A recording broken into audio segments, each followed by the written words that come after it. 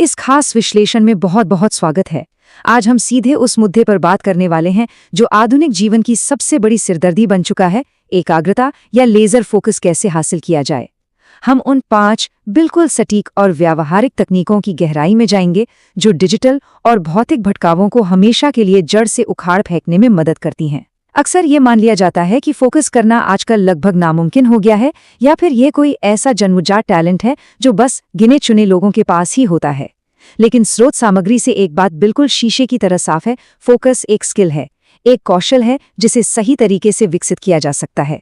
तो चलिए बिना किसी देरी के उस वैज्ञानिक और व्यावहारिक प्रक्रिया को डिकोड करते हैं जिससे दिमाग को दोबारा ट्रेन करके अपनी खोई हुई उत्पादकता को वापस पाया जा सकता है।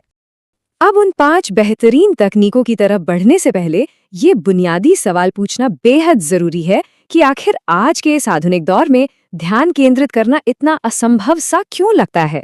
अगर हम अपने चारों तरफ नजर दौड़ाएं तो हर कोई किसी ना किसी स्क्रीन से चिपका है या एक साथ 10 काम निपटाने की जद्दोजहद में लगा है।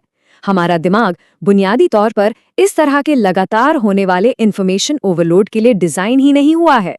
एक वक्त था जब जानकारी बहुत कम थी, उसे खोजना पड़ता था, लेकिन आज जानकारी की कोई कमी नहीं है, बल्कि अब जो चीज सबसे ज्यादा दुर्लभ हो गई है वो है हमारा ध्यान। ये वाकई गहराई से सोचने वाली बात है कि हम एक ऐसे युग में जी रहे हैं जहां हमारी एकाग्रता पर हर मिनट लगातार हमला हो रहा है। इसलिए ये समझना होगा कि समस्या सिर्फ इच्छा शक्ति की कमी नहीं है, बल्कि वो जटिल और शोर शराबे वाला माहौल है जिसमें हम रोजाना काम करने की कोशिश करते हैं। इस विश्लेषण की रूपरेखा को इन 5 प्रमुख स्तंभों में बांटा गया है। पहला, आधुनिक चुनौती। दूसरा, बाहरी बाधाएं हटाना। तीसरा, सही समय प्रबंधन। चौथा, मानसिक एकाग्रता बढ़ाना। और 5वां, सफलता का मार्ग। तो चलिए सबसे पहले इस आधुनिक चुनौती को करीब से समझते हैं। ये देखना बहुत दिलचस्प है कि कैसे ये आधुनिक डिजिटल शोर रोजमर्रा की उत्पादकता को धीरे धीरे बिल्कुल खामोशी से कुचलता रहता है। अगर इसके मुख्य कारणों की बात करें तो स्रोत सामग्री बिल्कुल स्पष्ट रूप से बताती है कि अनावश्यक चीजें और हर वक्त डिजिटल दुनिया से जुड़े रहना दिमाग की प्राकृतिक फोकस करने की ताकत को पूरी तरह बिखेर देते हैं। सोचकर देखिए, जब काम करने की डेस्क पर दुनिया भर का फालतू सामान पड़ा होता है तो वो सिर्फ जगह नहीं घेरता, बल्कि आंखों के जरिए दिमाग में एक तरह की मानसिक अव्यवस्था भी पैदा करता है। और फिर आती हैं वो लगातार बजने वाली डिजिटल नोटिफिकेशंस। हर एक सिंगल बीप या फोन का वाइब्रेशन ध्यान के तार को एक झटके में तोड़ देता है। इसके ऊपर से तुरंत खुशी पाने की लत और अर्थहीन जंक कंटेंट ने दिमाग की वायरिंग कुछ इस तरह कर दी है कि वो किसी भी लंबे या मुश्किल काम से दूर भागने लगता है। अब बढ़ते हैं दूसरे कदम की ओर, बाहरी बाधाओं को रास्ते से हटाना। 2 बिल्कुल अलग तरह के वातावरण के बीच का जो अंतर है वो हैरान कर देने वाला होता है। एक तरफ वो स्थिति है जहां नोटिफिकेशंस ऑन है, डेस्क पर चारों तरफ सामान बिखरा पड़ा है। सच कहा जाए तो ये सीधे सीधे भटकाव और मानसिक थकान की एक परफेक्ट रेसिपी है। वहीं दूसरी ओर एक लेजर फोकस वाला वातावरण होता है, एक ऐसी जगह जहां फोन या लैपटॉप की हर एक फालतू आवाज बंद है और डेस्क बिल्कुल साफ सुथरी है। एक साफ और शांत काम करने की जगह सिर्फ दिखने में ही अच्छी नहीं लगती, बल्कि ये दिमाग को एक बहुत ही कड़ा और स्पष्ट सिग्नल देती है कि बस अब बिना किसी रुकावट के पूरी तरह से काम में डूब जाने का समय आ गया है। इस तरह के जीरो डिस्ट्रैक्शन वाले माहौल में ही मस्तिष्क अपनी पूरी क्षमता के साथ बिना अटके बेहतरीन काम कर पाता है। यह पहलू आधुनिक समय की सबसे बड़ी मनोवैज्ञानिक चुनौती पर सीधा प्रहार करता है। सोशल मीडिया और जंक कंटेंट जैसी चीजें दिमाग को तुरंत खुशी, या अगर विज्ञान की भाषा में कहें तो डोपामीन के छोटे छोटे तेज झटके देती हैं। जब इन चीजों पर लगाम लगाई जाती है तो सीधे तौर पर उस इंस्टेंट ग्रेटिफिकेशन या तुरंत संतुष्टि पाने की आदत को काट दिया जाता है। ये वही आदत है जो लंबी अवधि की एकाग्रता को अंदर ही अंदर दीमक की तरह खा रही है। दिमाग को इन सस्ते और आसानी से मिलने वाले डोपामीन के स्रोतों से दूर रखना ही वास्तविक फोकस को वापस पाने की सबसे बड़ी चाबी है। जब दिमाग को यह आसान मनोरंजन मिलना बंद हो जाता है, तभी वो मजबूर होता है अपना पूरा ध्यान किसी गहरे, कठिन और सच में अर्थपूर्ण काम की ओर लगाने के लिए। तीसरा और बहुत ही अहम पहलू है सही समय प्रबंधन। मान लीजिए डेस्क साफ हो गई और फोन भी साइलेंट हो गया, लेकिन उसके बाद अगला सबसे बड़ा सवाल ये उठता है कि अब इस उपलब्ध समय का सबसे बेहतरीन इस्तेमाल कैसे किया जाए।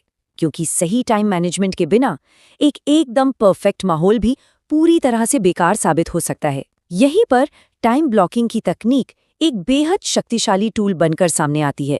पूरे दिन को अलग अलग फोकस ब्लॉक्स में बांटना और सबसे जरूरी बात, एक ब्लॉक में सिर्फ और सिर्फ एक ही काम करना। ये तरीका मानसिक स्पष्टता और काम की स्पीड की पक्की गारंटी देता है। आज के समय में मल्टीटास्किंग को एक बहुत बड़ा टैलेंट माना जाने लगा है ना? लेकिन स्रोत सामग्री ये बिल्कुल साफ कर देती है कि मल्टीटास्किंग एक छलावा है। जब दिमाग एक काम से दूसरे काम पर जंप करता है तो वो असल में बहुत ज्यादा ऊर्जा और समय बर्बाद कर देता है। इसके उलट टाइम ब्लॉकिंग दिमाग को एक समय में सिर्फ एक ही लक्ष्य पर अर्जुन के तीर की तरह केंद्रित रहने की आजादी देता है। इससे काम सिर्फ जल्दी ही नहीं होता, बल्कि इसकी क्वालिटी भी कई गुना बेहतर हो जाती है। यहाँ पर एक बहुत ही खास संख्या पर गौर करना जरूरी है, 90।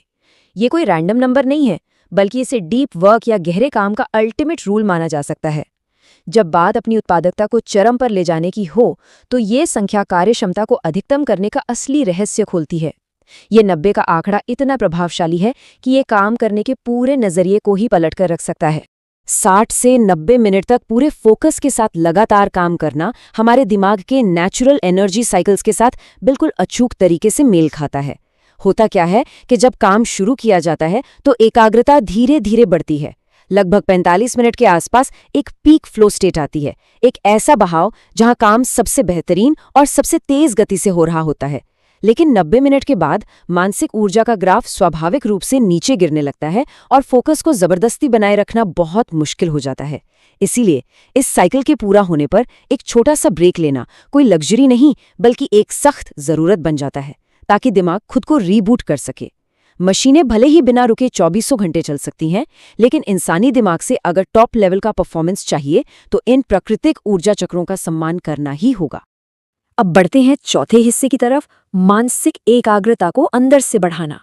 बाहरी पर्यावरण को सुधार लिया, समय को भी अच्छे से व्यवस्थित कर लिया, लेकिन अगर दिमाग ही अंदर से अशांत है, उसमें विचारों का शोर मचा हुआ है, तो बाहर की गई सारी मेहनत धरी की धरी रह जाएगी। यहाँ मेडिटेशन या ध्यान की जो परिभाषा दी गई है वो बहुत ही वैज्ञानिक और लॉजिकल है। अक्सर ध्यान को सिर्फ रिलैक्स करने या आंख बंद करके शांति से बैठने का तरीका समझ लिया जाता है, लेकिन इससे कहीं आगे बढ़कर यह दिमाग के लिए एक बहुत ही एक्टिव, सचेत और रोजाना की जाने वाली ट्रेनिंग है। ये बिल्कुल दिमाग की जिम की तरह है। हर दिन सिर्फ 5 से 10 मिनट का अभ्यास भी समय के साथ ध्यान केंद्रित करने की क्षमता को बुनियादी रूप से इतना मजबूत कर सकता है जिसका अंदाजा लगाना मुश्किल है। यह उस अंदरूनी मानसिक शोर के वॉल्यूम को एकदम कम कर देता है जो लगातार काम से भटकाने की कोशिश करता है। असल में ध्यान के दौरान भटकते हुए विचारों को बार बार खींचकर वापस वर्तमान में लाने का जो कड़ा अभ्यास होता है, ठीक वही स्किल काम के दौरान सबसे बड़ा हथियार बन जाती है।